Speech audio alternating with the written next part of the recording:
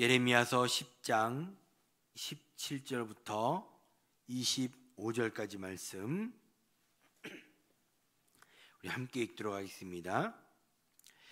에워싸인 가운데 앉은 자여, 내 짐꾸러미를 이 땅에서 꾸리라. 여호와께서 이와 같이 말씀하시되, 보라, 내가 이 땅에 사는 자를 이번에는 내에 던질 것이라. 그들을 괴롭게 하여 깨닫게 하리라 하셨느니라. 슬프다 내 상처여, 내가 중상을 당하였도다. 그러나 내가 말하노라, 이는 참으로 고난이라. 내가 참아야 하리로다. 내 장막이 무너지고 나의 모든 줄이 끊어졌으며 내 자녀가 나를 떠나가고 있지 아니하니 내 장막을 세울 자와 내 휘장을 칠 자가 다시 없도다. 목자들은 어리석어 여호와를 찾지 아니하므로 형통하지 못하며 그 모든 양떼는 흩어졌도다. 들을지어다 북방에서부터 크게 떠드는 소리가 들리니 유다 성읍들을 황폐하게 하여 승냥이의 거처가 되게 하리로다. 여호와여, 내가 알거니와 사람의 길이 자신에게 있지 아니하니 걸음을 지도함이 걷는 자에게 있지 아니하니이다. 여호와여, 나를 징계하옵시되 너그러이 하시고 진노로 하지 마옵소서. 주께서 내가 없어지게 하실까 두려워하나이다. 주를 알지 못하는 이방 사람들과 주의 이름으로 기도하지 아니하는 족속들에게 주의 분노를 부으소서. 그들은 야곱을 씹어 삼켜 멸하고 그의 거처를 황폐하게 하였나이다 하니라. 아멘. 예레미야는 하나님께서 주신 말씀을 선포하고 있고, 그 말씀의 핵심은 이스라엘이 심판을 받는다라는 것이었습니다. 그리고 그 하나님의 심판은 더 이상 피할 수 없습니다. 활이 그 시위를 떠나 날아가는 것처럼 이스라엘을 향하여 하나님의 진노가 발하게 된 것입니다. 이것은 사람의 힘으로 피할 수도 없고 사람의 힘으로 막을 수도 없는 것입니다. 그러나 오늘 본문 후반부에서 예언자는 하나님께 기도하기를 멈추지 않고 있음을 우리는 보게 됩니다. 먼저 함께 읽은 17절 말씀 다시 한번 보시면, 에워싸인 가운데 앉은 자여, 내 짐꾸러미를 이 땅에서 꾸리라 라고 말씀하고 있습니다. 하나님은 하나님의 약속과 하나님의 말씀을 반드시 이루시는 분이십니다. 10장 전반부에서 앞부분에서 살펴보았던 것처럼 어리석은 우상을 섬기는 이스라엘은 멸망당할 것이다 라는 하나님의 말씀이 있었고, 이제 그 말씀은 반드시 이루어지게 되는 것입니다. 그 심판이 임박했음을 17절에서는 이야기할 때 내 짐꾸러미를 꾸리라 라고 명령하고 있습니다. 우리 한글 성경에서는 내 짐꾸러미를 꾸리라 라는 명령이 뒤에 나와 있지만, 원어상으로 보면 꾸리라는 이 명령으로 시작을 해서 지금 이 상황이 얼마나 긴박한가를 보여주고 있습니다. 이들의 긴박한 상황은 애워싸여 있다라는 표현으로 설명이 되고 있습니다. 지금 이스라엘의 상태가 적군으로 둘러싸여 있는 것처럼, 그리고 그것을 돌파할 수 있는 가능성은 전혀 없는 그러한 상태임을 보여주고 있습니다. 그렇기 때문에 이들은 짐을 꾸리라 라고 명령하는 것이지요. 그리고 18절에서는 한글 성경에는 나와 있지 않지만 왜냐하면 으로 시작을 해서 왜 짐을 꾸려야 하는가에 대해서 설명을 해주고 있습니다. 18절에 나온 것처럼 하나님은 이 땅에 사는 자를 내에 던질 것이다 라고 말씀하고 있습니다. 이 땅에 사는 자는 17절에 나왔던 이 땅에 앉은 자와 동일한 대상입니다. 이들은 이 땅에 눌러 앉아서 살려고 했으나 지금 이 땅을 떠나야 하는 그러한 처지가 되었다라는 말입니다. 그리고 하나님이 내에 던진다라고 하실 때 이 던지다라는 것은 물매와 어근이 동일합니다. 이는 물매를 던지는 것처럼 강한 회전을 주어서 멀리 던져버리듯이 하나님은 지금 이스라엘을 그렇게 던지시겠다라고 말씀하시는 것입니다.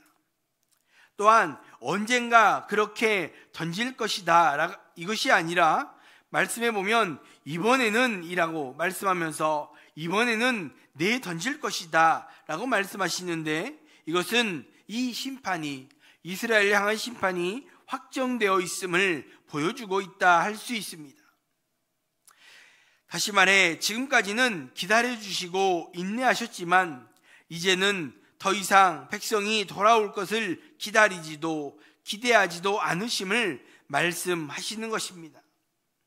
그리고 18절 끝부분에서는 깨닫게 할 것이다 라고 말씀하고 있는데, 이것은 그들을 징계함으로 그들이 하나님을 깨닫고 하나님을 찾게 하실 것이다 라고 말씀하시는 것이지요.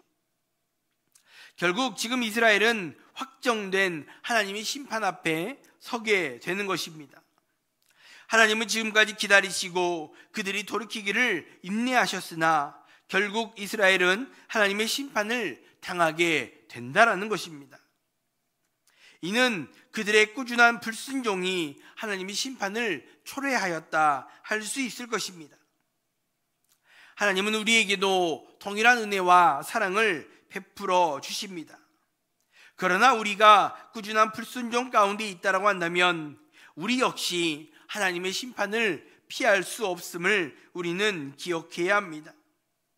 우리를 사랑하시고 우리를 기다리시는 그 하나님을 기억하시면서 불순종과 죄악을 버리고 오직 진실함과 거룩함으로 하나님을 온전히 사랑하며 살아가는 우리 모두가 될 수 있기를 주님의 이름으로 축복합니다. 계속해서 19절 말씀에 슬프다 내 상처여 내가 중상을 당하였도다 라고 말씀하고 있습니다. 이렇게 확정된 심판의 메시지를 전하는 예언자의 심정을 19절에서 슬프다라고 고백하고 있습니다. 예언자는 자신이 중상을 당하는 것과 같은 그러한 상처를 입었다라고 이야기를 합니다. 이는 심판을 당함으로 백성들이 당하게 될 그 고통을 지금 자신의 것으로 받아들이고 있는 것입니다. 그리고 이 심판은 20절에 나온 것처럼 장막이 무너지고 모든 줄이 끊어져 버리는 그러한 심판으로 임하게 되는 것입니다. 그리고 그 장막을 세울 자와 휘장을 다시 칠 자가 없는 그러한 철저한 심판임을 지금 말씀하고 있는 것입니다. 이는 그들의 장막이 무너진다라고 할 때 이 장막은 개인의 집을 이야기하는 것이 아니라 하나님의 성막, 즉 예루살렘 성전이 파괴되는 것을 암시하고 있습니다. 그렇기에 장막과 휘장이 무너진다라는 것은 하나님의 임재를 상징하는 성전이 파괴된다라는 것이고, 이것은 결국 이스라엘의 신앙이 무너지는 것이다 라고 볼 수 있습니다. 또한 20절 말씀 중간 부분을 보면 내 자녀가 떠나갔다라고 말씀하고 있습니다. 이 자녀가 떠나갔다라는 이 표현은 장막의 무너짐으로 신앙의 무너짐을 표현하고 있다라고 한다면, 자녀가 떠나갔다라는 이 표현은 가정이 파괴되고 있는 그러한 심판이 있음을 이야기하는 것입니다. 이는 에스겔서에 나온 것처럼 어떤 이들은 자녀를 예루살렘에 두고 포로로 끌려가는 일이 발생하고, 또 어떤 이는 부모를 두고 포로로 끌려가는 모습으로 나타나게 되는 것입니다. 결국 예루살렘이 파괴되고 다시 세울 자가 없게 되는 철저한 심판 가운데 처하게 되는 것입니다. 또한 21절 말씀을 보면 목자들이 어리석어 여호와를 찾지 못한다라고 말씀하고 있습니다. 여기에서 사용되는 어리석다라는 표현은 앞서 우상을 섬기는 자들을 어리석다라고 표현했던 것과 같은 동일한 단어를 사용하면서 지금 여기 나타난 목자들도 동일하게 우상을 섬기는 그러한 어리석음을 범하고 있음을 보여주고 있습니다. 우상을 섬기는 그 어리석음으로 인해서 목자들이 양떼가 흩어지고 형통하지 못하게 되는 것이지요. 그리고 이러한 심판이 실제로 다가오고 있다는 것을 21절에서 북방에서부터 크게 떠드는 소리가 있다라고 말씀하고 있습니다. 북방에서부터 오는 소리는 이스라엘을 멸망시키는 바벨론을 상징하는 표현입니다. 물론 바벨론이 이미 한번 유다를 지나갔던 적이 있습니다. 요시야가 사망한 이후 애굽을 정복하고자 대규모 군대를 이끌고 유다를 지나갔던 적이 있는데, 그때에도 유다는 바벨론에 굴복해야만 했습니다. 그런데 지금 여기서 말씀하는 북방에서의 소리는 애굽을 향한 것이 아니라 지금 이스라엘을 향한 심판의 소리다라고 말씀하고 있는 것이지요. 유다 성읍을 황폐하게 하는 심판의 소리임을 하나님은 말씀하고 있는 것입니다. 하나님의 말씀을 듣고도 청종하지 않는 자의 결국이 바로 이와 같음을 우리는 기억해야 합니다. 하나님은 하나님의 백성을 사랑하시고 지켜주시는 분이십니다. 그러나 그들이 불순종으로 나아갈 때 그들을 던지시고 모든 것이 무너지게 만드시는 분이십니다. 신앙이 또 가정이 파괴되는 철저한 심판 앞에 놓이게 된다라는 말입니다. 이 말씀 앞에 우리는 우리의 삶을 다시 한번 돌아보아야 합니다. 혹시라도 내 안에 하나님의 말씀을 따르지 못했던 불순종이 있지는 않았는가, 혹은 남아있는 죄가 있지 않은가 점검해 보아야 한다는 말입니다. 그래서 오직 거룩함으로 하나님의 은혜 안에 머무르는 자들이 되어야 하는 것입니다. 우리의 죄를 철저히 회개하고 내려놓고 오직 거룩함으로 하나님의 은혜 안에 머무르며 살아갈 수 있는 우리 모두 될 수 있기를 주님의 이름으로 축복합니다. 계속해서 23절 말씀에 여호와여 내가 알거니와 사람의 길이 자신에게 있지 아니하니 걸음을 지도함이 걷는 자에게 있지 아니하니이다 라고 말씀하고 있습니다. 유다를 향한 철저한 심판을 예언한 후에 예레미야는 갑자기 기도를 하기 시작합니다. 이 기도는 하나님의 심판을 부정하거나 하나님의 심판을 멈추어 달라는, 거두어 달라는 기도가 아니었습니다. 그래서 23절에서 사람의 길이 자신에게 있지 않음을 알고 있습니다 라고 기도하고 있는 것이지요. 이는 각 사람이 스스로의 길을 결정할 수 없다라는 고백으로 하나님만이 아신다라는 고백, 그리고 자신과 이스라엘 백성이 얼마나 연약한 존재인가를 고백하고 있는 것입니다. 그리고 이것은 걸음을 지도함이 걷는 자에게 있지 않다라는 고백으로 반복해서 나타납니다. 이것을 잘 알고 있지만 다만 지금 예레미야가 기도하는 것은 하나님께서 너그러이 징계하시고 진노로 하지 말아주시기를 기도하고 있는 것입니다. 하나님이 진노로 징계하시면 그 앞에 살아남을 자가 누가 있겠습니까? 그래서 없어지게 하실까 두렵습니다 라고 기도하고 있는 것입니다. 그리고 주를 알지 못하는 이방인과 주의 이름으로 기도하지 않는 저들에게 분노를 부어주시기를 간구하고 있습니다. 여기서 이야기하는 저들은 야곱을 씹어 삼켰던 자들이고 그의 거처를 황폐하게 하였던 자들이기에 마땅히 진노를 받아야 한다라고 여기는 것입니다. 그렇기에 이스라엘에게는 조금 더 너그러운 징계를 주시고 악한 이들에게 진노를 부어주시기를 기도하고 있습니다.